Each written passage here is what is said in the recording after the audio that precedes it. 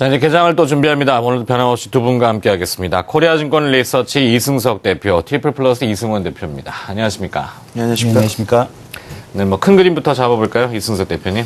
그림은 뭐 이전과 동일합니다. 뭐 이미 다 밑바탕에 스케치한다고 그러죠. 밑그림 다 그려놓은 상태에서 과연 이제 여기다 어떻게 색칠을 앞으로 색깔을 갖다 입힐지 여부가 이제 오늘 밤 결정될 예정입니다. 뭐 잘 아시다시피 이제 오늘 내일 아침 새벽이죠. 내일 아침 새벽, 이제 우리나라 시간으로 한 새벽 4시쯤에, 미국의 금리 결정이 난 이후에, 뭐, 금리야 뭐 동결되고 이전 수준 유지하겠습니다만, 향후 통화 정책을 어떻게 운용할지, 이 부분의 코멘트가 이제 상당히 뭐, 전 세계적인 금융시장 뿐만이 아니라, 관심이 지금 현재 귀추가 주목되고 있습니다.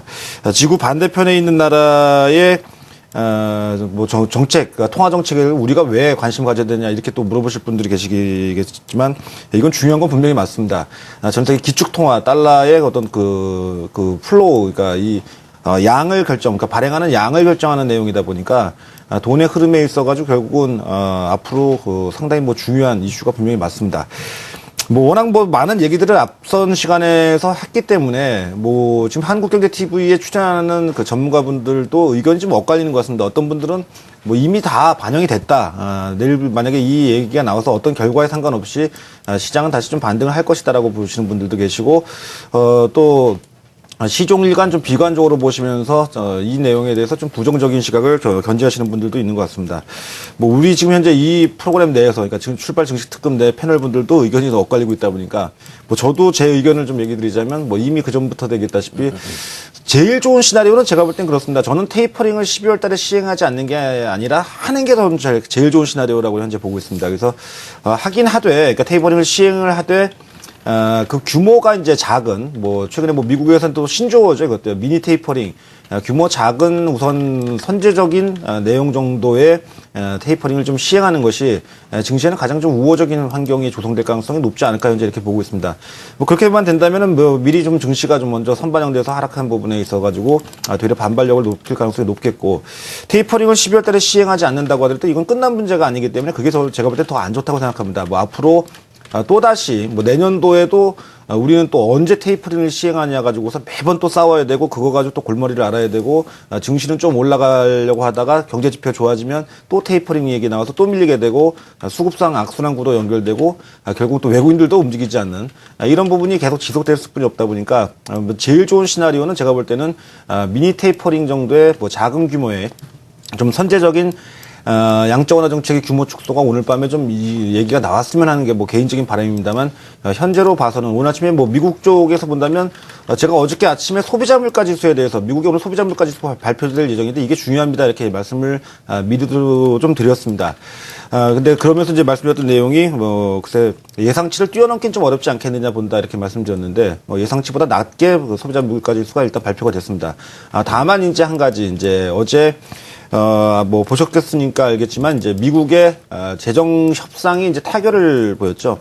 그러니까 하나는 테이퍼링 우려를 완화시켰고, 하나는 또 테이퍼링 우려를 또 고조시키는 이런 혼조 속에서 여전히 뭐, 금융시장이 어쨌든 분위기를 잡지를 못하고 있습니다.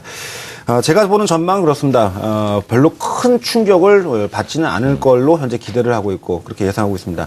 국내 증시가 지난 선물옵션 만기 이후에 변화되는 수급 추이에 대해서 좀 눈여겨보실 필요가 있겠고, 특히 비차익거래 쪽에 매수가 다시 들어오기 시작하고 있는 거하고 연말 쪽에 대차거래 잔고가 감소하고 있는 거, 크게 두 가지를 좀 눈여겨보실 필요가 있지 않나 이렇게 보여집니다. 네. 자, 일단 큰 그림을 한번 잡아봤고 이제 작은 그림, 또 개별 이슈도 한번 다뤄보도록 하죠. 이승원 대표님. 예. 어제 대우조선해양이 규모를 제가 적어놨는데 하여튼 대규모 수주 소식이 있었죠. 예. 5억 4천만 달러 정도 되는군요. 컨테이너 6척 정도 되고요. 유럽의 조디악사로부터 받은 것 같습니다. 유럽 쪽에서 들려오는 얘기들이 요즘 많은 것 같아요. 또 한때는 상당히 고가 패딩으로 뭐 사회적인 논란도 있었습니다만 뭐 한 번에 한 1,000유로 정도 우리나라 돈으로 140만 원, 150만 원 하는 요즘 겨울철 패딩이라고 하나요? 예. 스키복 제조업체인 문클레어가 유럽 시장에 상장을 했는데 이탈리아 밀라노 증시에 상장했죠. 상장 이후에 기록을 세웠다 그러죠. 하루 만에 50%가 급등을 했고 이것은 유럽 경제가 살아나는 부분도 있지만 또 의류업체 쪽에서도 볼 수 있는 부분 아니겠습니까? 조선하고 의류 이쪽을 한번 좀 봐주시죠. 예, 일단은 뭐 조선 업종 어제도 이제 말씀을 드렸었죠. 현대중공업 좋다. 그리고 이제 뭐 어제 그 대우조선해양 해지 뉴스와 더불어서 이제 그 계약 소식과 같이 전해지면서 역시 대우조선해양의 주가도 이제 상승세를 보여주는 모습으로 마감이 됐습니다. 그만큼 이제 그 페드가 왜 이제 테이퍼링을 그러니까 뭐 미니 테이퍼링이라고 말씀해 주셨는데 또 이제 거기다 더 나가서 뭐 초미니 테이퍼라는 이제 그런 얘기까지 나오고 있는데 초미니 테이퍼를 하려는 이유도 어찌됐든 이제 경기가 좋아지고 있기 때문이라는 것이겠고 그 바탕에는 유럽도 살아나고 있다라는 것이 바로 그 핵심 포인트다라고 보시면 될 것 같습니다.